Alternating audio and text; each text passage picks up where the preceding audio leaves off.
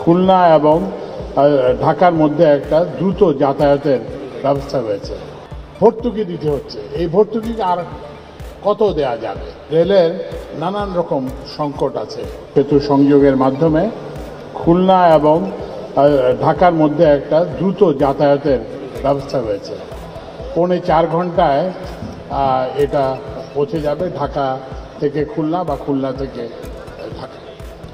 তো আপনারা সবাই জানেন যে রেল একটা সাশ্রয়ী যাতায়াত ব্যবস্থা, খুব অল্প খরচে এখানে এই মাধ্যমে যাতায়াত করা যায়।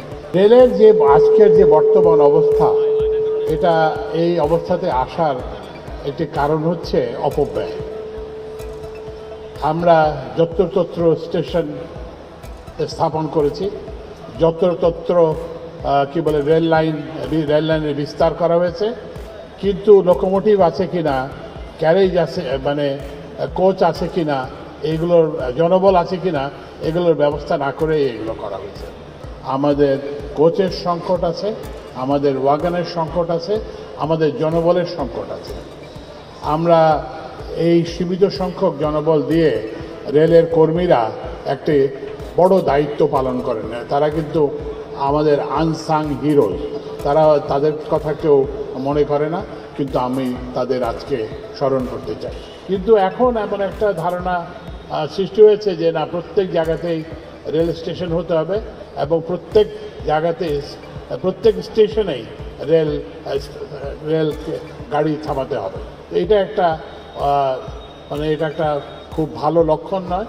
আমরা আশা করব যে সবাই একটু এইটা চিন্তা করবেন যে যেখানে যাত্রী বেশি হবে সেখানেই গাড়ি থামবে, যেখানে থেকেই রাজস্ব পাওয়া যাবে, পণ্য কিংবা মানুষ পরিবহন করা যাবে, সেখানেই রেল থামবে। রেলওয়ে একটি বাণিজ্যিক প্রতিষ্ঠান। রেলকে তার আয় দিয়ে তার ব্যয় নির্বাহ করতে হবে।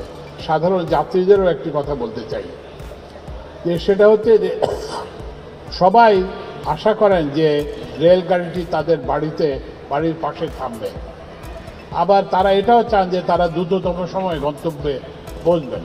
তো এটা সম্ভব না। আপনি যতই স্টপেজের সংখ্যা বাড়াবেন ততই আপনার যাতায়াতের সময় বাড়বে। রেলের যারা ইঞ্জিনিয়ার, রেলের সঙ্গে সেনাবাহিনীর যারা সহায়তা করেন, অন্য সবাইকে অনুরোধ জানাবো যে কিভাবে এটার খরচ কমানো যায়। এই খরচ যদি কমানো না যায়, এই ব্যয় যদি কমানো না যায়, তাহলে আমাদের যে রেল সেবা দেওয়ার আমাদের প্রত্যাশা, সেটা আমরা পূরণ করতে সক্ষম হব। ভর্তুকি দিতে হচ্ছে, এই ভর্তুকি আর কত দেয়া যাবে? তো এই জন্য আমাদেরকে ব্যয় সাশ্রয়ী হতে হবে।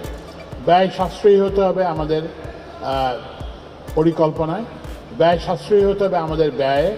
আমাদের যেমন যে কোনো প্রকল্পেরই ব্যয় আপনি দেখবেন যে তুলনামূলকভাবে ভারতের তুলনায় কিংবা আশেপাশের দেশের তুলনায় অনেক বেশি।